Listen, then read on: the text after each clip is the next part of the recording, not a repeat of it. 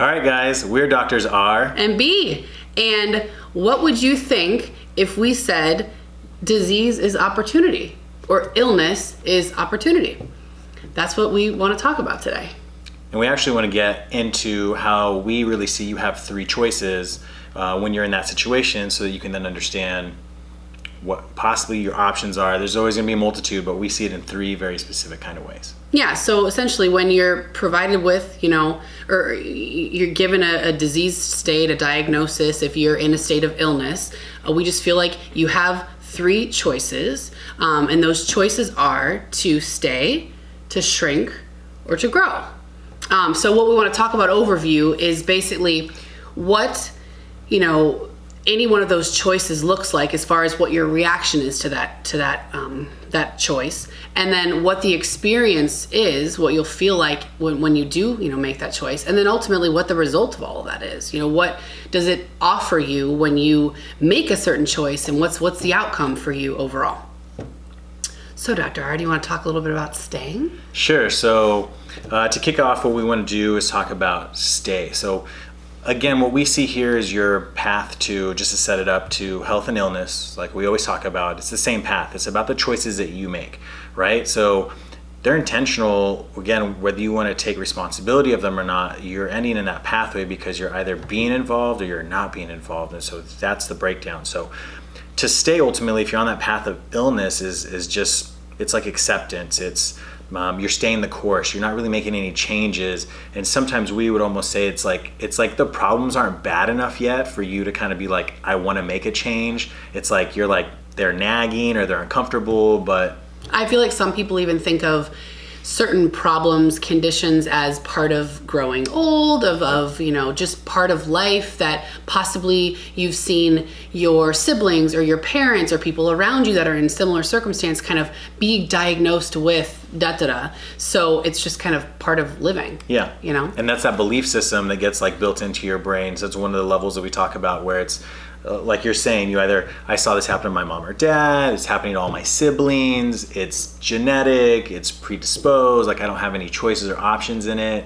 And we've seen, I think, so many counter examples to that where, I've seen somebody that was a sibling of 4, and they talk about there was hypertension and hyperlipidemia, like high cholesterol, and all their other siblings, but they were still fit, didn't have any hypertension because they were staying active with their life and took care of their diet and doing things day in, day out to make that not become a reality. Yeah.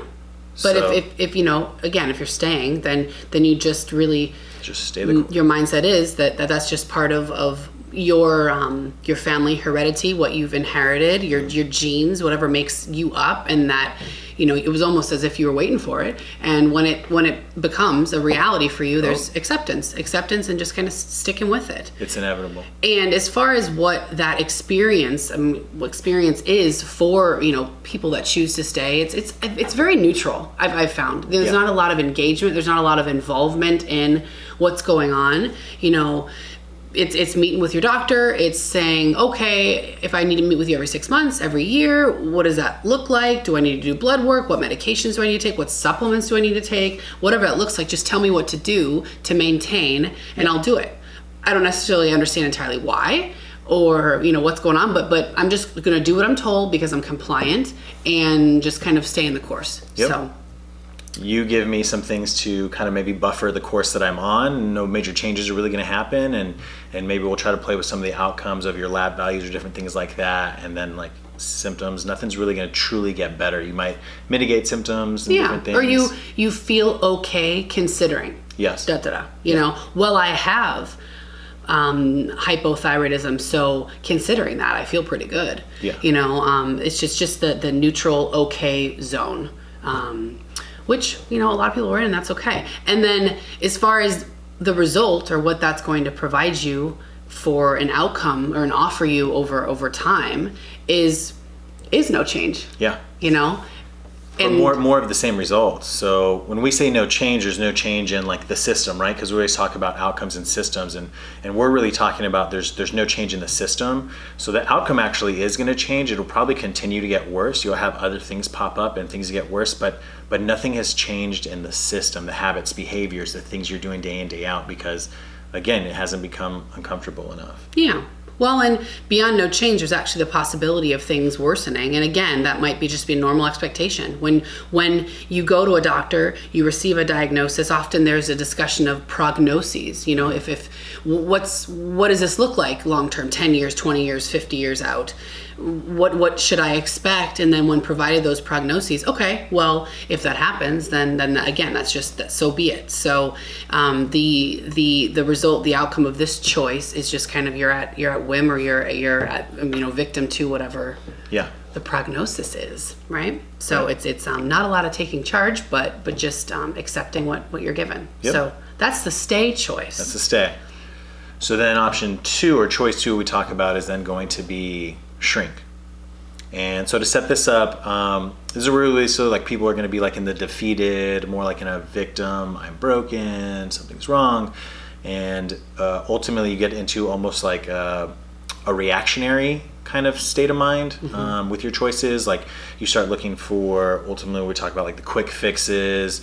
You're trying to do things to change your course so fast because one, either it's being sold out there, told you in a way that's like, oh, this is how you get that quick change and do it, but at what cost? So it's almost like a iceberg effect where, again, you are changing the system, but the changes you're doing are like hacks, right? So anytime someone starts telling you about a hack, for me, it's like a red flag. And then you might be getting some changes with the outcomes, the results, just to change like really quick where they are, but like they're not sustainable changes that you made to the system, like the little hacks or different things that you did. So sometimes we see people like want to do weight loss, instead of really getting into what it takes for long-term weight loss to give yourself 6 months, a year, year and a half, 2 years, whatever it really takes to start going to the gym, start eating better. It's like, I'm going to do this like quick weight loss diet or whatever fad. And so you might get the results. You might lose like a bunch of weight really quick, but it's not sustainable as well, right? So it's like, then you just see that person bounce back and forth. Oh, the weight came back on because I went back to my old system. Oh, I'll put that hack back in, lose the weight up and down. And so what ends up happening is actually, it's almost like an iceberg effect. This is how I see it, like the tip of the iceberg. Like you kind of see it and you're like, okay, it's like maybe changed a little bit, but like what's building underneath is a much worse like state of dis-ease. Yeah, well, I that's a good point of just the reaction and it's almost you're acting out of fear, because I feel like the overall result of this choice is being disempowered. It's pulling away, the power that you have to be involved, because your immediate reaction to this is my diagnosis, this is the disease, the experience, or pardon me, the illness I'm experiencing, automatically you feel defeated, you feel victim, you feel broken. And so starting with that choosing that reaction just has this cascade of disempowering experiences. And that's when we're out of power, when we're feeling fearful, we're going to just start reaching for anything, and searching for the next quick fix, because we're so uncomfortable, we're so wanting different, but really it's all about that initial choice of how you react to the disease or the illness. So I think that's a really good point, is when you're struggling and constantly searching and putting a lot of energy in, it's not because people are not putting forth effort. It's just that the effort, you're starting from a very broken place. You're starting from choosing a mindset that's not going to be building, it's more fighting, right? We've talked about that concept before. So to start defeated, to start broken, we've had so many clients that when they walk through the door, they so obviously are defined by the disease that they're, that they were categorized under. They are their autoimmune disease, or they are their, their pain syndrome. And when we hear those, that kind of identification, we just know, oh shoot, we have to shift that. We have to make that different, because making that different will then allow for everything else to be better. So ultimately, just choosing how you react to that disease is the most important piece. Absolutely. I guess it allows for everything else. So yeah, versus all the quick fixes and the trying to maintain, just choosing how to react to it differently in the beginning. Right? And so the analogy I always see for me and the shrink is like, this is like quicksand, where you're in a bad situation, and then like by doing all the reaction and quick you actually start sinking faster, and you think you're trying to make progress, but you're not. So yeah.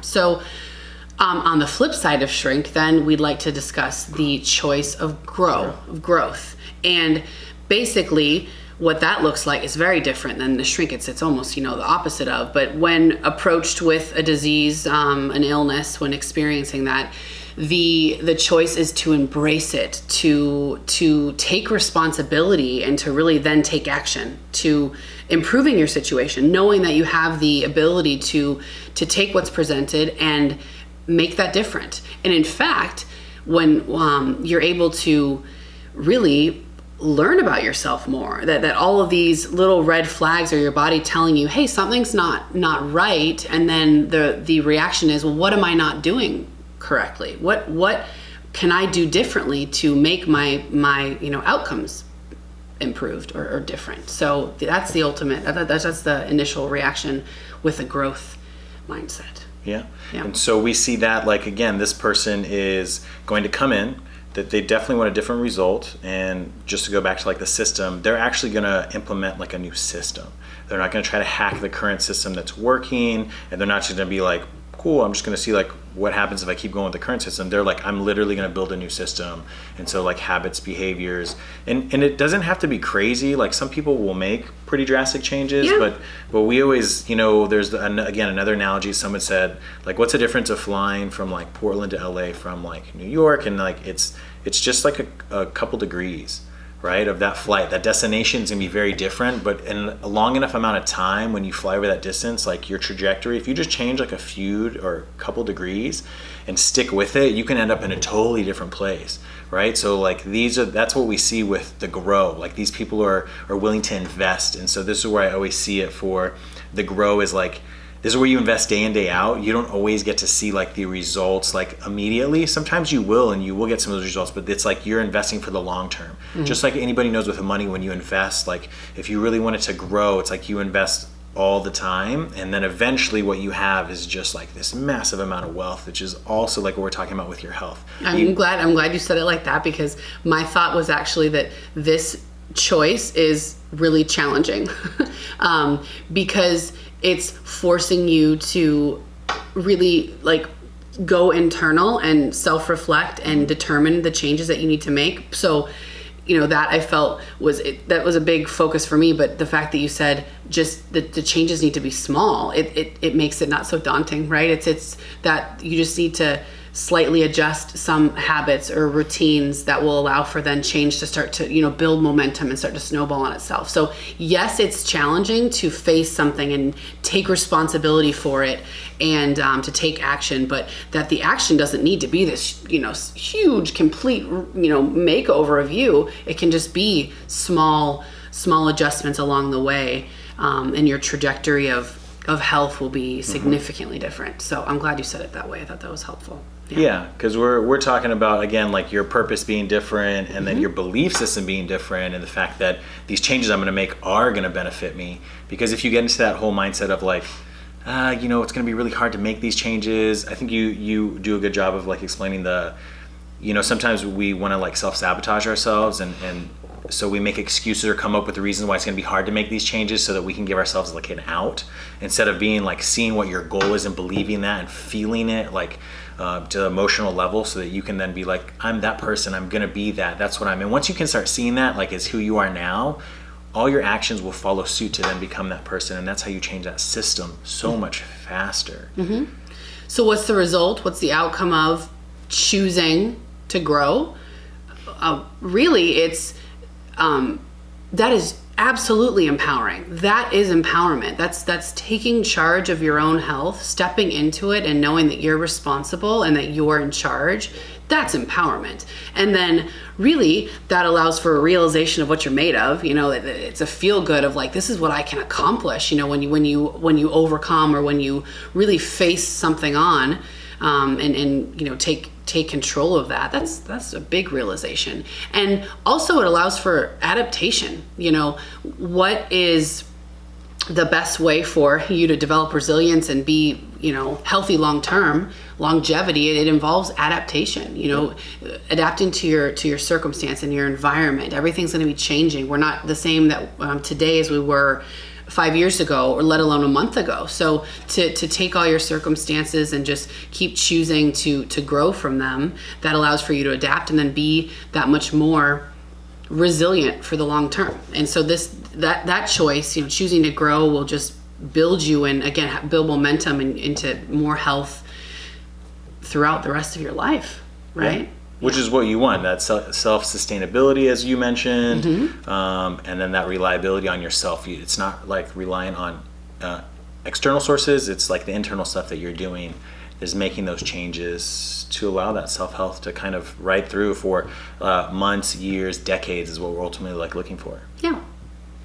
So that's our challenge to people that we interact with and to ourselves, is whenever you're experiencing a symptom or a disease state or an illness, when you're provided with this categorization of you, how do you react? And then from there, what's the experience and the results going to be?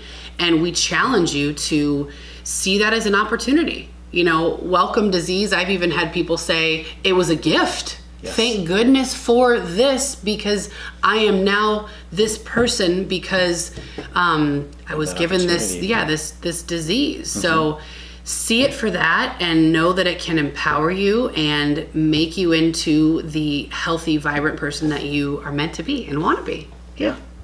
And beyond that, if you like what you're listening to or watching, subscribe, comment, especially if you have some kind of experiences of, embracing disease and having that just make you into this awesome person that you are, or any other struggles or challenges you have. We'd love to engage and talk more with you. Follow us on social media. Just check us out. We love to continue talking. And thanks for listening. All right, you guys, until next time, have a great day.